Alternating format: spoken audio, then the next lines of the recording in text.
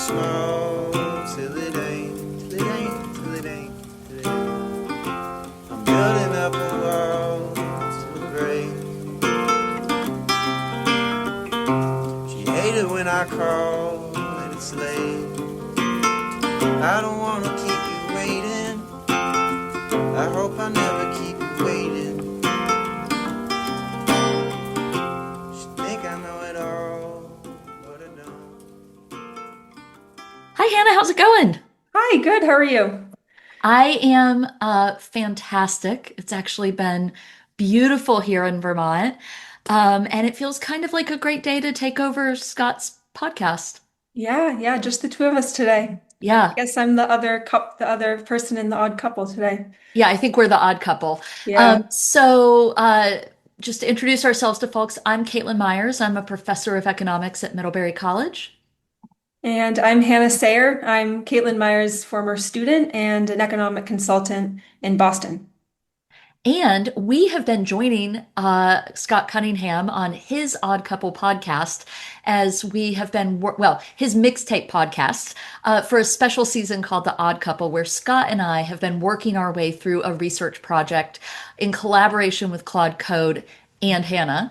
And it's been a journey for sure. It's been really fun. And today Scott realized that he could not join us. And he quite bravely said, "Why don't you and Hannah just forge ahead?" And I was like, "Scott, have you ever just turned your podcast over to somebody?" He didn't answer, but so now we're just gonna run amok. So here's my question for you, Hannah. If we're gonna, change the theme song of the podcast, Hmm. Interesting. I let's pretend like there's no licensing fees too, because I imagine you can't just pick any song you want for the podcast, but let's just pretend like we could. If we could just come in and stage our takeover, what theme song would you use for the mixtape? hmm. When my mom was watching this podcast, he or she thought that Scott's intro was him singing the guitar and his lyrics. Yeah, I don't know what song that is, but it's a good intro song. I guess off the top of my head, something that kind of matches that vibe, maybe some Vampire Weekend song, but a little more slow, not like classical or one of the ones with the lots of drums. Yeah. Oh, I like that. I'm thinking, don't aren't they the one who has the song "Who Gives an F About an Oxford Comma"? I think Yeah, that's what, we yes, I did like a like that grammar song. song. Hmm. Um, I have one. I love the Beastie Boys album, Paul's Boutique, which I think it's their sophomore album. I think it was underrated when it came out and then kind of gained a cult following. And I love the song on it in particular, Sounds of Science, which I play all the time. And I Hmm. think the problem is it has a million and one samples. So there's all of there'd be all of these issues, but I don't think the Beastie Boys cared a lot about licensing issues back in the day. So Hmm. yeah, I might go with the little Beastie Boys. Well, we'll surprise Scott when we've changed everything up. Um, so where we left off last time is that Scott and I have been studying the effects of abortion clinic closures in Texas, which occurred in 2013 due to a law there called a Texas HB2. And it closed about half of Texas's abortion clinics. And we've been studying the effects of those Texas abortion clinic closures on marriages. And for this project, we asked Claude to basically look into what type of marriage data we could get from the state of Texas. It turns out they publish very detailed marriage data. And we asked Claude to download and clean up those data, prepare them for analysis. We've walked through a lit review. We've thought about theory and mechanisms. Last time we had just started running some diff and diff models. But in the meantime, we've asked you, as a real live human, to shadow Claude's work and verify some of Claude's work. And we're gonna today talk about what you've been finding, pick back up with your observation last time that your independently derived marriage counts were pretty similar to Claude's, but not quite the same, and kind of pick up there and talk about what you found about why. So yes, I did come with some slides. I'm going to go over how Claude cleaned his data. I went over last time how I cleaned my data. I'll try to make it short and not too in the weeds about data cleaning because that's not very interesting for a podcast, especially when we have listeners and people not looking at the YouTube. But it is like totally ridiculous to ask somebody to clean the data, which we all know is a very detail-oriented, time-consuming task. And you're chasing down discrepancies between what you're getting and what Claude's getting. And then to ask you not to be in the weeds feels very, very unfair. But we'll try to give kind of the broad, interesting overview. Okay, I am sharing now. Awesome. So for folks who are listening along and not viewing at home, Hannah has come prepared with a slide deck again, which I super appreciate. I think that like Scott, you're a real fan of the slide deck for communication. So Yeah, I you're didn't ready to choose go. a color scheme so that I could avoid having my color scheme judged. You just went with Uh, black and white. yes, went black and white. Classic. You can't go wrong with black and white. Okay, so I'm going to go over briefly what Claude has already done with the marriage data. Claude audited the yearly marriage counts by comparing to CDC counts, so it's familiar with this unusual drop in marriages after 2017. And it Yep. decides, I think without telling you and Scott, that it's going to not use data after 2017. And then I found it interesting that Claude chose R because I would have thought it would have chosen Stata, and my instinct was to choose Stata for Yeah. lots of the work, including making the visuals, but to use Python for the parsing. Uh, Yeah, it's interesting for me. I find that Claude also generally does not choose to use Stata unless if Claude is in one of my project folders where I have pre-existing do files and Claude sees, and I've now started anthropomorphizing Claude just like Scott does, which I'm laughing at. Me I too. like resisted for a while. But if Claude sees that I'm in Stata working with Stata, then Claude, without asking, picks up and starts writing Stata do files. But it seems like I sometimes have problems with Claude being able to access data on my Windows machine, and I never Mm-hmm. have that problem if Claude is working in like Python or R. And I do see that Claude's default is typically Python or R if I haven't given him any signal about what to use. Hmm. I know you're a Windows fan, and I have to say that I am now. After college, or in college, it was all Mac, but with work now, I've Is been that converted right? to Windows. Yeah. Is your work computer a Windows machine? It's Yeah, and I interesting don't because think I'll almost go none back of to my Mac. yeah, all my students always have Macs, and like I can't handle the windowing even in that three finger. Like everything about a Mac, I'm hilariously bad at. I can't Hmm. find the windows. I can't find the files. Hmm. I like using command prompt on Windows. I don't know if they have that Yeah. on Mac. It must be different. Okay, so Claude built a FIPS crosswalk, which it needed to do to work with the county names and the county codes. It Yep. predicted some county name variants that might fail the merge, interestingly. There's a DeWitt County and a LaSalle County, so it made sure that it would be able to work without the space and with the space. And quick primer for listeners who aren't familiar with US geography, because I actually can't recall if we've explained this already, because I'm getting old enough, maybe I'm starting to lose it. But so a FIPS code is a federal information, it's part of the Federal Information Processing System. So in the US, counties, which are these sub-state regions that we've got, are identified by their name. So for instance, DeWitt County, Texas, or LaSalle County, Texas. And then they also are identified by a 5-digit code, the first two digits of which identify the state, and then the next three digits identify the county within that state. So in the original data, Hannah, there were both county names, which potentially have variance. For instance, they might vary in how things are capitalized or spaced. And then there's also a FIPS code, which in theory won't have variance. Yeah, and there's also comptroller code. Had you heard of that before this I data? actually hadn't heard of that. Yeah, maybe it's a Texas specific thing. I don't know. Yeah, I've never used a comptroller code. Yeah, it's kind of unnecessary. It's just like a FIPS code, but it doesn't skip over the even numbers. Hmm. Okay. Anyways, so like me, Claude needed to classify the raw data files into parsing strategy categories based on their structure. In the raw data, we have files with a header, without a header, files that are delimited with spaces or asterisks, some fixed width files that require regex. My software engineering boyfriend told me that it's regex, not regex. So Really? told me to My say it IT correctly this husband told next me it was time. regex. I'm going to let him duke it Really out. interesting. Listeners, please weigh in. This is also like whether it's GIF or GIF, where, people are going to use both Yeah, forever.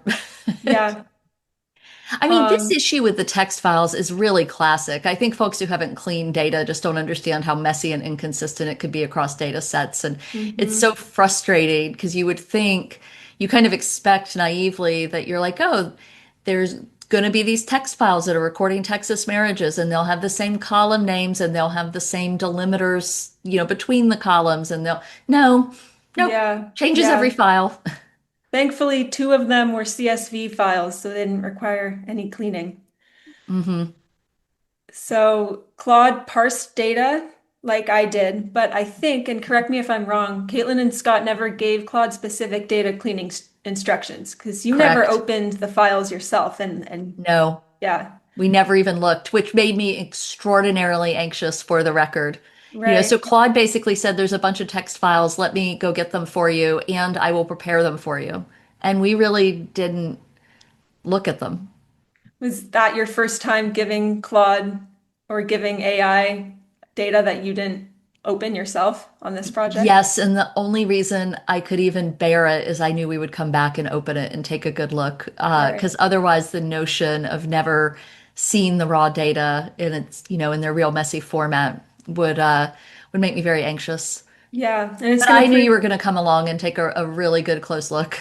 yeah, it'll prove important based on what I found. Yeah. So Claude decided to ignore everything except date and county name, which, I mean, I guess he wasn't on the podcast. He didn't know that we had been talking about maybe doing some fuzzy matching with the names and maybe involving the ages. So Yep. he, yeah, just kept date and county name, which made his Hmm. process a lot less labor intensive than mine, Hmm. because that's just the first. You know that those last two variables will be at the end of the lines, and that makes it especially easy. Yep. So Claude quietly discovers parse failures, which occur when he didn't identify a county name in a row. And I don't think Claude told you about these Claude cases. never said a word about this. So basically, in Yeah. the background, Claude's having problems separating some of the data into columns and then making decisions about that and dealing with it. hmm And we had no inkling. Yeah, and it doesn't output these observations into parse failures files. So I edit his code to do that. And I discovered in my own data cleaning and this work reinforces this that 3 to 4% of observations in 4 of the year's files are missing county name. So Hmm. that's pretty minor, but it's not insignificant. And I note that codes are also missing in these rows. And Yep. there doesn't seem to be a pattern to which observations are missing county information, just besides the fact that it is happening in these 4 years. Uh-huh. So then Claude joins FIPS codes, and this is when another issue happens that he doesn't alert us to. Um, Claude drops observations that don't have a FIPS match, and it doesn't output a file with these merge failures either. But it turns out there's some counties in the files that aren't in Texas. Uh-huh. There's some examples are San Francisco, New York, St. Louis, Bay, Erie, Tulsa. So not even Yep. just counties, but cities. I think in one it was like uh, unincorporated water area or something. So Got married on a barge. yeah, maybe on an island or Now, wait, let me ask you, do you recall you said Claude attempted to join the FIPS crosswalk? Is this the crosswalk that we provided where we had a list of FIPS codes, or did Claude have his no. own He list? he got it from the internet, I think, and I created his see. own crosswalk file. Okay, got it. Because I also involved and relied on comptroller codes, I created my own FIPS crosswalk that also included comptroller codes. Okay. But as you'll see, he only cares about county name. He's Hmm. not looking at codes at all. And he just doesn't tell us or pay any attention if they're missing. Correct. Yeah. Okay. Or if they take the value of a county or place outside of Texas. Okay. So then this reminded me about when we were first looking at this data and what these data represent. And these data aren't they supposed to reflect Texas marriage licenses? So then they shouldn't have counties outside of Texas. So I did more digging on this. This is an email I got from the DSHS when I inquired about what these data represent. And they told me it's marriage licenses, not marriage license applications. But it turns out they're wrong in this email. Oh, how did you figure Um, that out? I figured that out by looking at the bill that motivates this aggregating of marriage indices. Wait, wait. You went into the Texas like code, like you went into their law, into their laws. Yeah, well, I searched what is the what why does DSHS collect marriage data? And of course it's a bill that forces them to. Uh, Wow. Okay. And I very specifically, the language says it's an alphabetical index of each marriage license application. or declaration of informal marriage, which I don't know, is some substitute for a marriage license We should maybe application. flag wondering what that means and if it's important. I don't Mm-hmm. know. There's nothing in the data that indicate it's an informal marriage, correct? Mm-hmm. But Yeah, we I should mean they just have a asterisk that. Like, what file. is that? They all have file numbers, which makes me think it's documented somehow. Um, Yep. yeah, but and then I don't know how I overlooked this, but the DSHS website, the place where I downloaded the index data from, says marriage license application indexes. So I should have Hmm. seen that and not bothered DSHS. Granted, I was asking them other questions as well, Right. but I would rely on the fact that these are applications. But I do wonder in what instance does a application get denied? Yes, If I that's wonder also. important. Yeah. I I don't know. Hmm. That's a really interesting question. So it's also interesting to me because it looks like the code says these are applications. The Hmm. website says these are applications. The employee responding to your email says these are not applications, these are the actual marriages. Hmm. And presumably there are some people who apply and then don't get married, right? I don't know how big Hmm. the difference is, but I'm assuming there's some difference. And that makes me wonder, is the employee wrong, which I think is what you're assuming, Yeah. or are they actually publishing, not Right. publishing the applications that don't turn into marriages? True. True. And I could imagine maybe applications that are denied maybe involve like really young people or maybe instances of incest or something. And I wonder how that might be correlated with abortions.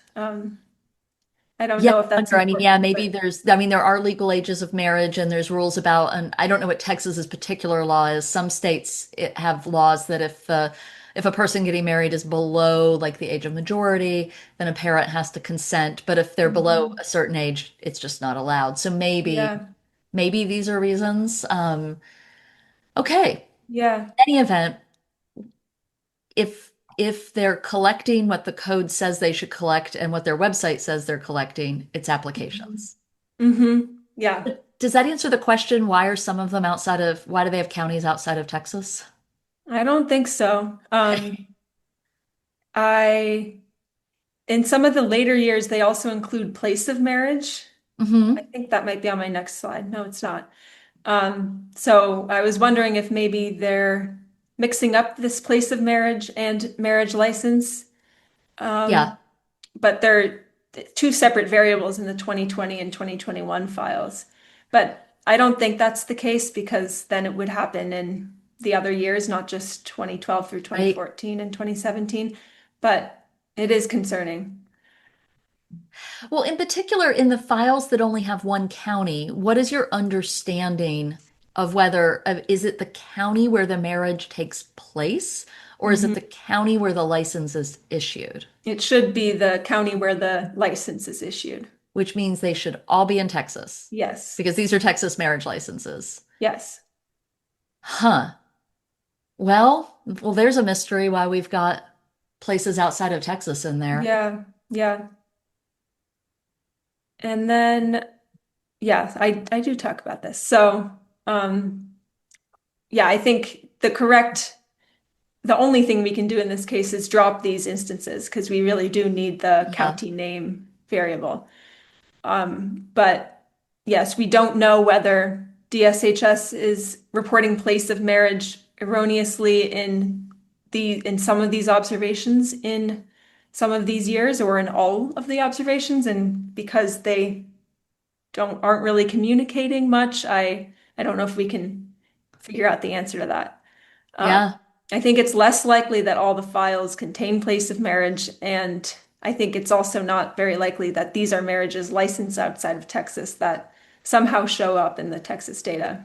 Yeah. I mean, in terms of how it affects the overall research, I would think that if they're just confusing the place of marriage and the place of licensing, as long as that's random error and it's not correlated with the shock and abortion access, then we've got measurement error that might attenuate our estimated effects, but it's not likely to be systematically, kind of biasing them up, which is usually what we worry about, right? Right, right. Um, And at the same time, I also think, do you know off the top of your head what fraction of the observations have a missing, like roughly what fraction have a missing county or a county that's not in Texas? It's pretty small. Yeah, I have those numbers on my last slide. It's like Yeah. 2% of one in one of those categories and 3% in the other. Yeah. So with Um, administrative data, you almost always run into some of these messy issues. And when we write the mhm, paper, this is just one of the things we're going to have to say is, these are what the mhm. data are supposed to be. This small fraction of observations don't match that. We drop them. There's not much Right, else we can do without clear answers from DSHS. right. Yeah, I'm familiar with messy data from my thesis on Airbnb and Oh gosh. evictions. Yes. Yes. Yes. Do you want to share a Sure, short version of that because that was quite sure. the process for you? Yeah. Should I share what happened in January of 25 when they revoked Yes. their data? Yes. Yeah. So sorry, this is gonna be like, I don't know if anybody's ever seen the movie Wayne's World, which is now very, very old. But in this movie and Saturday Night Live sketch Wayne's World, they would do these dream sequences where it'd be like, and they would like go talk about something else. So that's what we're doing right now, y'all. So everybody, we're gonna pause on Texas so that Hannah can tell you a research horror story. Okay. Go. Okay. So my thesis, which I did under Professor Myers, was about how Airbnb activity in census tracts affects eviction filing rates. Yeah. And the eviction data were from the eviction lab. The Airbnb data, I got a grant from Middlebury to buy those from a person who scrapes the Airbnb website. But the eviction data were already problematic to begin with. They covered only about 8% of census tracts over the whole time frame. So in my panel, Mhm. they appeared in every year. And yeah, I was working with these data. I got results in my thesis. My thesis was completed in spring of 2024. I continued to work on the paper in the fall because I wanted to try to publish it or submit it for publication. And then I'm a couple days away from submitting the paper. I mean, I'm seriously like Right. checking over the citations, making sure there's no typos. How many hours of work do you think you had in it at that point? Oh my gosh. I mean, e- excluding the thesis in the spring, No, the whole thing. oh my That all, gosh. Yeah. Um, Many days of work, maybe like a whole 2 weeks of work. I mean, I worked on it for hours on the weekend. I was so obsessed with it. Like, so it yeah. was such a great escape. And it was so terrible. I got an email from the eviction lab, which they don't send emails very frequently, and they have Yeah. an update about their data. Usually, they say they released new data, but this time they're talking about one of their many data sites on their, or one of their many data files on their website, and they bring up the exact one I used, which has census tract level eviction filing rates over years. And they say that they discovered a data issue, a data cleaning issue, and they don't say what it is. Of course, I email them back, probably too much with too much emotion, saying, "What exactly is the issue?" Understandable. They're Um, like, we've replaced the data. You're like, what? yeah, yeah. So I, of course, download the new data immediately. I like furiously try to clean it and run my regressions again. And I remember my heart just dropping. The results were completely gone. And you shouldn't wish for certain results, but I did have very interesting publishable results. And then those were gone when I updated the data. And then because they didn't tell me what they did, I dug into it myself, and it turns out they did a inclusion error where they validated their data against another source. It might have been court records, or yeah, their data were proprietary. They were validating it against court records, and the half that differed a lot from the court records, they accidentally included, and the half that was very similar to the court records and therefore like acceptable or correct, they excluded. So then they reversed that decision. So they provided a completely different set of data. None of the data points in my original data file were in the new one. Right, it was like the complement of the tracks in Yes, your original, exactly. right? Yeah. They're like, we gave you the exact wrong ones. We're going to give you the complement of this set of Hmm. census tracks. You're going to use all of the other ones. Yep. And it turns out that my large results were my results of Airbnb affecting eviction rates by some huge margin. Were totally motivated by Michigan. Hmm. And of course, I don't know why I didn't create a map that showed which counties were driving or which census tracts were driving the effect. But Hmm. anyways, I redid the whole thesis with new data, with the updated data, and then it was, I think, another 6 months when I submitted it to the first journal. Yeah. Um, so Yeah. I mean, that I've seen a lot of data horror stories, but being that far into a project and that close to done and finding out that the secondary data source that you're using had this really substantial error in it that really mattered was that was really a punch to the gut. That was really yeah, rough. But I will say 6 months later or more, it took maybe more, when you had completely redone the entire paper, checked it over and over and over again, revised your estimates to reflect what you found with the new data, it is still a very fine research project because science yeah, is about the process and the method and hmm, not the result. yeah. It does worry me about data economists use, and like if I don't know what made the eviction lab go back and discover their error, but I'm sure this Right. happens all the time and it's never reported. Right. And I wonder how many, I mean, we've never even checked how many papers were published with the eviction lab census Right. tract data that were the prior vintage. Probably somebody is listening to this right now wishing that they weren't and like covering their Hmm. ears and saying, no, no, no, no, no. But Hmm. public service announcement, y'all, go back and check your tract level eviction lab data. It may be Yeah. completely different now. Yeah. And I don't think they even posted to their website that they revised it. They just No, replaced the data because that they might was not want to my admit error. recollection. Yeah. Yeah. So I think that's why we're all trying to be very, very careful with this project, where we have Claude just jumping in and grabbing some data for us. And it all sounds great. But anybody who has any experience with data cleaning, and Hannah, you learned it in you really learned it the hard way, knows that mistakes happen and you've really got to go through everything with a fine-tooth comb. So that's why we're doing it. And I'll Hmm. say, even though you're turning up these errors, they're or concerns. We're not even sure what's an error, but they're concerns. They're they represent a very small fraction of the Hmm. overall data. So it Hmm. is probably going to be okay, but I'm really happy to be doing everything we can to just try to figure out what we don't know about these data. Yeah. Yeah. If anything, it's just a section in the paper, a couple paragraphs about limitations of the data. In It my might be, paper, it might be two it was sentences. many, many You'll work 40 paragraphs in hours on this. the It'll be two appendix. sentences in the data section. Yeah. Okay, so I never did my Wayne's World, like coming back, like, we're back to the present. We're back to our paper on the effects of abortion access on marriages. We're back to working through this. So Hannah, keep telling me more. What else did you learn about what Claude did?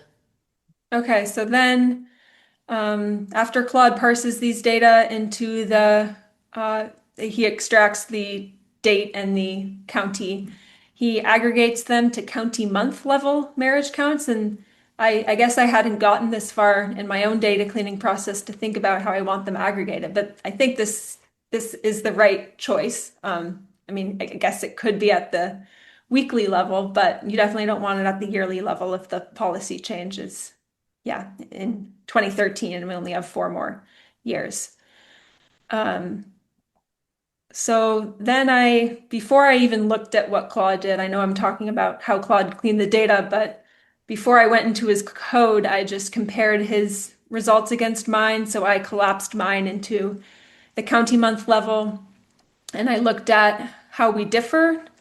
And I found that we matched on 95.6% of marriage counts. Pretty So damn that's pretty good. good overlap. Yeah. Of course, I need to go and figure out why we don't match on the others. Yep. Can I just pause and ask you, can you go back real quick? So for folks who are listening, Hannah has a lovely bar graph showing the distribution of counties that she and Claude matched on. Did you make this with Claude or did you format this yourself? This is not a weird accusatory question. I'm just I curious. made this myself in Stata. I think It's I so asked, beautiful. I love everything about you use Times New Roman font. That's a yeah, choice. I yeah, love your blue. I love the slight transparency on your bar. I just have to admire good data viz when I see it. thanks. Yeah, I did have AI help me with how to include the percentages next to the counts because the Yeah. default is just to do the counts. So I hard coded these labels actually. Yeah. Well, it looks real good. You could put that on a t-shirt and wear it. So then to figure out why Claude and I differ on 4.4% of county month level counts, I tabulated the years included in the portion of county month level counts on which we don't match. So just to figure out which years are motivating this discrepancy between us. Hmm. And I found that besides for 3 years, there are only 9 observations in the remaining years on which we don't match. So from 2009 to 2011 and 2015 to 2017, there are only 9 observations in each of those years on which we don't match. Hmm. And here's a screenshot of a Stata browse of the difference between us. So this was an aha moment because for people who are listening, it's a Stata browse with county names. All of the county names are in the M's, and there's a marriages Hannah column and a marriages Claude column, and all of the same numbers are included in these 9 observations, but they're jumbled up. So I say 39 in McCullough County, and Claude says 39 in Mason County. I say 1,608 in Marion County, and Claude says 1,608 in McLennan County. Yep. So clearly there's something happening with how we're counting the same number of marriages, but they are yeah, different counties. We're yes. So Hmm. then in the 2009 file, there's a similar thing happening, the same numbers and in different counties. Yep. So I needed to consider which numbers are more reasonable. So I looked at the populations of these counties, these M counties. Marion County has a population of 10,000. So it's unlikely that my number of 1,608 marriages there That'd in, be pretty wild. yeah, that- 16% of the population got married in one year. yeah. So Claude 73 is more likely. And then Maverick County, for example, 59,000 people. Claude's 551 is more reasonable than my 12 marriages. Hmm. So it seems like Claude is counting the right number of marriages or the numbers that are more reasonable. Hmm. And then in 2012 and 2013 and 2014, we only differ by one or -1 or two or Yeah. three. So these mismatches, they don't provide information about who is more likely correct because we can't look at these counties' populations and say 12 is more reasonable than 13 or vice Yeah. versa. So why the difference between us? Clearly, we're considering counties differently. I relied on county FIPS or comptroller codes in aggregating the data, and Claude relied on county names. And clearly, DSHS doesn't always correctly assign county name to county Yeah. code. So here I have an example on the screen where it's an observation from, I don't know which year, I guess 2016. And it happened in Marion County, but they assigned Comptroller Code 158. But if you look on the Texas website, it's Comptroller Code 155 is Marion Yeah. So County. you've traced a problem to the raw data coming from the Texas uh, DSHA, DSHAs. It's too many So letters. hard to say. I I always know. trip up. And that is, they're assigning the wrong numeric codes to some counties in some years. Like they're just making a mistake in the raw data. Hmm. Whoa. Yeah. And I didn't verify that DSHS correctly matched county names to county codes, and neither did Claude, Uh-huh. as You far as both I just went know. with it. Like you were both Yeah. just, you weren't looking for a mistake. No, we just randomly made different choices. I was Hmm. like, I like numbers. I was like, I'll work on codes, maybe county names. They have some spelling errors, and Claude made the county name choice. And there's nothing in his code where he's looking to see if codes and names match, and I didn't think to do that either. Well, so okay, so you saw county codes and thought that looks like a good thing to use. I will, and that is exactly what anybody would do because when you're trying to like join or merge or whatever term you like to use depending on your statistical package of choice, two data sets based on identifiers, you always go for the numeric identifier, right? Like the numeric key. You don't go for the county name because you know there's going to be differences in the string, like it'll have a space or it Mhm. won't, or capitalized or not. So it seems to me that it's actually odd that Claude chose to use the county name instead of the county code. And he Yeah. said nothing to us about it. And I asked him just this morning about this. Did you Mm. know why Claude chose to use the name? No, but did he do code that he didn't show us where he checked whether the county names and He county codes he match? noticed without ever telling us that the codes and the names weren't always matching up and Mm. was like, I'll just use the name. Now, I don't understand why he just used the name. He basically noticed there was a problem, but didn't really diagnose us or figure out what it Mm. was, and then just got lucky that his choice, which is not the choice I would have made, Mm. avoided the problem because it was the right name and the wrong numeric code. And Yeah. you went with the numeric code, and sometimes a few times it was wrong, Yeah. which Yeah. we figured out at this point, but it was just pure luck that Claude was right. And I wonder too, I think Claude might have been using a fuzzy match to match the names across vintages of the data because the names were changing as you noticed. And so I wonder where there's a difference in like 2012, 2013 of like one or two marriages. Claude might be seeing a county name that's not in Texas, but is kind of close to a county in Texas and Mm. matching it in. Like, I don't know. I Mm. don't know. I haven't gone to, I do not actually, at this point, as obsessive as I am about data, I don't really feel the need to track down a very tiny number of Yeah. discrepancies. Yeah. Um, but the fact that the county names were assigned the wrong numeric code in some years is, Mm-hmm. Mm-hmm. I do know kind of a big actually deal. that besides that LaSalle and DeWitt Yeah. counties, there's not any spelling errors or different ways of writing out the same county. So it predicted what codes or what county names would have difficulty merging and took Hmm. care of that even before it looked at the data, apparently. But I do wonder if Claude did some population checking behind the scenes and said county name is the right choice I know because it's such a black, Claude is such a black box. Mhm. I don't, we could perhaps ask, but he certainly did not mention it to us or put it in any Yeah, documentation. yeah. And I don't think we have to worry about this, but we don't know whether DSHS is always assigning marriages correctly to county names.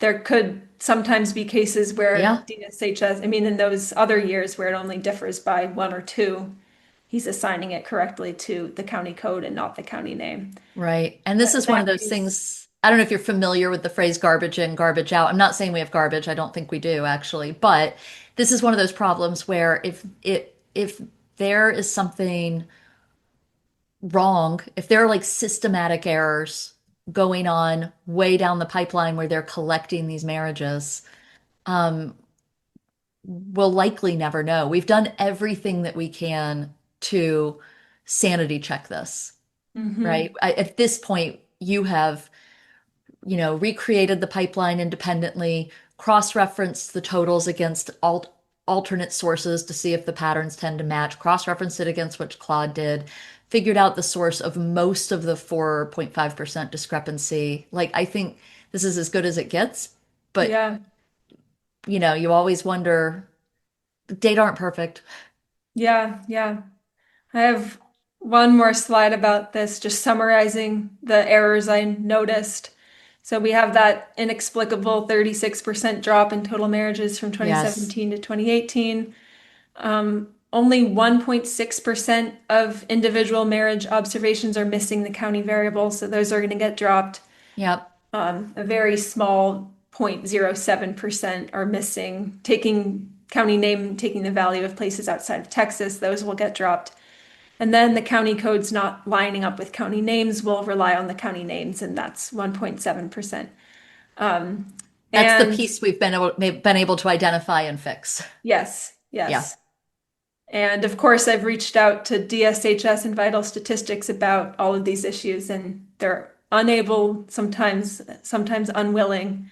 Um, but I think that the lesson from this is that it's a good idea to employ two data cleaners because they might clean the data differently and discover and in their discrepancies discover some limitations. Of course, there's not always the time or the money or the interest in doing that, but in this Right. project, we just so happened to have a human and an AI, and I think we discovered things we wouldn't have discovered otherwise in just having one of those Yeah. agents. Yeah, let's dig into that a little bit. And you could probably stop sharing at this point, but this is kind Yeah. of the final thing that I would love to think through a little bit with you because, in the end, had had Scott and I carried on with what Claude did without ever bringing you on, we would have seen the unexplained drop from 2017 to 2018. We would have stopped the analysis in 2017. We wouldn't have dug into and understood things like the apparent discrepancy between the data supposed to be capturing applications, but that not quite jiving with the fact that we see counties that are outside of Texas, or the discrepancies. We wouldn't have understood the discrepancies between the county names and the FIPS codes that were causing some small errors for a couple of counties for a couple of years. Um, we wouldn't have known that Claude was dropping some counties with no names. Like Claude just never told us that. We could have thought to ask, right? But he wasn't flagging it for us. And in the end, the counts that you came up with and Claude came up with are really similar and hmm probably not different enough to matter in the end. hmm There's nothing huge here. Yeah. And at the same time, I feel enormously reassured that we've had two sets of, can I say eyes, Yeah. on the data. Um, and so I'm wondering, I guess, about these trade-offs because this took you a really long time. And hmm you are incredibly graciously working for free for us, right? Like, hmm thank you, um, for just kind of being game to be an RA and dig into this. Not everybody can afford necessarily to have a crack RA who's really good at this and really dedicated spend. How many hours do you think you've spent on it at this point? At this point, probably 80. Okay, spend A like lot 80 of weekend hours. work and evening work. Yeah, I mean, and oh my gosh, Hannah, like, thank you, thank you, thank you, thank you. I'm wondering as you look at it, what you think about the value of human verification going forward? Like if you're starting your next research project and you know what you can do with Claude Code, how much of this work, and you know you can do this on your own independently, but your time is precious. How much of this work do you do on your own? Hmm. I think I would maybe do some sort of hybrid. I would want to open the files myself and see what they look like. Maybe, I mean, one of the biggest time sucks in this was writing the Python files to parse the data. I mean, Yeah. Claude Code could do that on his own and write those scripts. Hmm. Um, but yeah, it's hard to imagine wanting to give up the work that I enjoy, which is writing the code to parse the data. Right. Um, I mean, I guess more time would be spent on thinking about the idea and maybe writing up the results. I really like to write, so I also wouldn't want to give that up. But I mean, you're competing in a world where more people are producing more papers, and Right. yeah, Yeah. I was thinking too with AI making people be able to submit more papers every year. There's a supply issue and a too many limited spots at journals, so those papers are going to be judged more harshly. And Yeah. where Claude can do all the execution maybe perfectly, like we've discovered in this project, it's almost like the results themselves will be more will carry more weight. Like whether the results Uh-huh. are interesting will now determine whether the paper gets published. And I worry about that with my paper because I find my paper under review about Airbnb and eviction, it finds kind of Yeah. null results that aren't as headline worthy. And I don't want to see papers that maybe have ambiguous results or evidence of no effect not getting published Yeah. because how uh, how much the result pops is now Right. a And it's determining easier, it's factor. become cheaper to find the big effect. There's more of those papers vying for slots. It's interesting. There's like so much in what you just said. And the first piece of it, I'm going to start from the kind of end and then maybe work backwards. But the first piece of it is I just want to acknowledge that there's an enormous amount of integrity required to go through what you went through with that paper because you started off initially with a finding that the entrance of Airbnb into neighborhoods increased evictions of renters in those neighborhoods.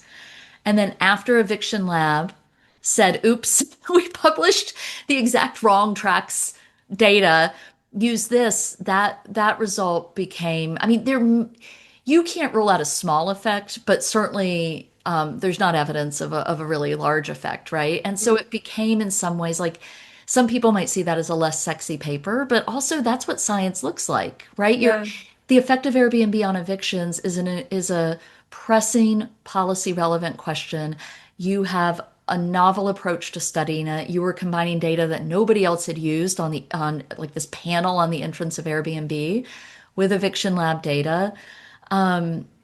Even if there's we'll call it a null result or perhaps finding of no big effect, that should always be important. That should always be what a journal wants to right. publish, And right? especially when the effect is, or the hypothesis is that it would affect evictions, or maybe if you Right. asked a random person on the street, would Airbnb affect entry into neighborhoods, affect eviction rates? They might say yes.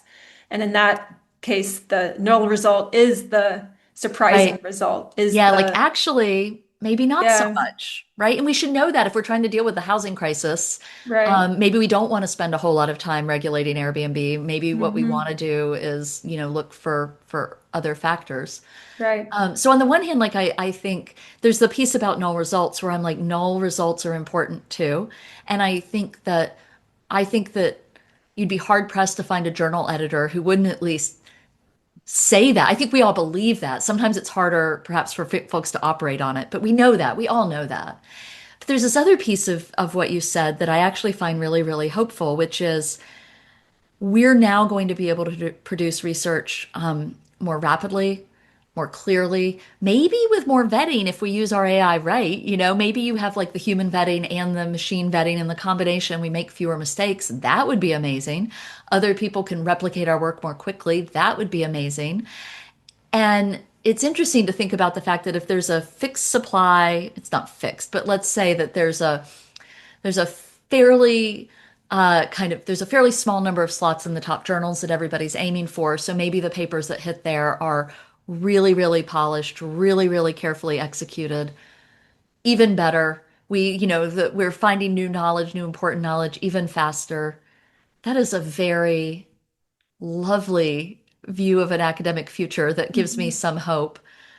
I Hmm. can't help but also wonder, I think sometimes folks who are outside of academia put too much trust and faith in the refereeing process. And we all know refereeing is a very imperfect set of guardrails. We do our best, Hmm. but with AI, we might have more AI refereeing. And are we? Yeah. I don't know. Do you Your think, vision relies on the journals being able to very reliably identify the top papers. yeah, yeah. I wonder if Elsevier is going to release some AI referee. Maybe there's two human referees and one AI referee. That's interesting. That's interesting. Yeah. Yeah. So I'm wondering, Hannah, like you were very interested. You started this and very kindly agreed to be a free RA. I sometimes worry we're exploiting you. No, not at all. I love this work. Okay, good. You kindly agreed to be an RA on this project because you were very interested in thinking about an economics PhD, and I'm wondering if this experience of going through this data wrangling process and checking Claude is changing your thinking about a potential career as well. I say an Yeah. academic, but you could get a PhD and not be an academic, but is changing your thinking about maybe pursuing a PhD. Yeah, it's not, and maybe it should be, but if anything, working on this has only made me want to do a PhD more because I get into the data cleaning and I start work on this project and I'm completely encapsulated for 3 hours, not sitting up or thinking about anything else. It's almost like process of elimination. Like I can't imagine wanting to do anything else with my career, and I'm very aware of all of the risks with AI, but I'm almost like putting on blinders and just saying, I mean, there's a risk in staying in industry and being replaced by AI. There's definitely a risk in being in a PhD and then entering a job market that's completely different 7 or 6 years later. And I think no one really knows whether it's better to get a accolade like a PhD or to just stay in industry and be kind of at an entry level spot where it might be precarious. Yeah. So yeah, I It's guess a moment because you of don't great know, it's uncertainty. yeah, Yeah, and yeah. to face that when you're young, to face that for me when I'm 50 is really just a question about what my daily life and my research will look like, which is a very big deal to me. Hmm. But the questions don't feel as fraught as if I had been making, decisions 30 years ago about in the face of this rapidly expanding technology, how do I want to chart my educational and career path? Yeah. At Middlebury, do you talk to students now who maybe like in your thesis class who are thinking about an econ PhD, and do they bring up worries? Yes and yes. Everybody who's thinking about it. I don't know. I don't know that I want to characterize everybody as worried, but I would say that everybody who's thinking about pursuing a PhD is also thinking about how these current technological forces are going to reshape education, pursuit of knowledge, the things PhDs do, the job market. But much Mhm. as you were saying, this is a technology that's transforming everything all at once. It's really, in a moment when it's very difficult to make confident predictions, I think there could be I think it sounds like a very smart decision to recognize what do you just enjoy doing, Mhm. right? What do you just want to get up in the morning? What do you want to do for free? Apparently it's this, right? It's true. And if that's what you want to do for free, then pursuing that as your life's work and hopefully getting paid for it sounds pretty great to me. Yeah, yeah, that's really what I'm rolling with. I also think I mean, it's kind of a terrible year to be applying to PhDs with the funding cuts, and I Yeah, think a there's rough reports one. that it's going to be even worse this year than it was this past year. But I think that I was a good year in school to be dealing with this AI and research because when I was in your class and writing my thesis, In there was ChatGPT. 2024. Yeah, Yeah. 24. And I took regression analysis in 2022, the year that ChatGPT was released. Yeah. But you couldn't really use AI to write a whole Python script or a whole Stata do file. Right. So I learned how to do that like in the nick of time without being tempted by autonomous AI. But I'm in my first job in like the year that AI is becoming really big, and I'm part of this podcast, so I think I'm learning. I know how to do the work by hand, or I want to learn more, but I Yeah. have a basic understanding of how to do the work by hand, and I'm like a young person using a technology for the first time, so it's almost a good time. Yeah, you are exactly on the spot for the right generation. You're Mhm. exactly right. You are the very last cohort that learned some of these methods in coding without real assistance from AI. Yeah. And now you're using it. And I would say like students at Middlebury a year after you left are they're very much thinking. Like I talk to students who are very much thinking. They're both using Claude Code and thinking about what it means for their learning. Mhm. With some concern, but we try to be. In other ways, it can get you unstuck. It reduces the suffering of being stuck in coding, Mhm. and at the same time, there's a lot of growth in that suffering. Yeah. Yeah. Yeah, including I just think about all the data preparation for your thesis. I mean, you spent so many hours dealing with complex data sets, and Yeah. I That remember was so telling you, valuable. yeah, I was like, you're learning. It doesn't always feel great in the moment necessarily, but like there is such growth. Hmm. Yeah. Yeah. Well, I'm really hopeful for you. I'm both. It's very gratifying to hear that you're still very serious about pursuing the PhD. I don't know. I've just loved it so much for in my own life. Like I've loved this career and I want Hmm. other people to have the joy I do, which is I wake up on a Saturday morning, like, what do I want to do? And the answer is almost always work on a paper. Hmm. And because like that's just what I want to do. Hmm. So how amazing to have a career where I get to do so much of it.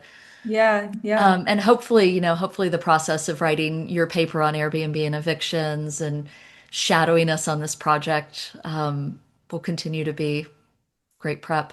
Yeah. If I don't get into a PhD, maybe I'll do a paid full-time RA-ship and then Yeah. apply again later. Yeah. Yeah.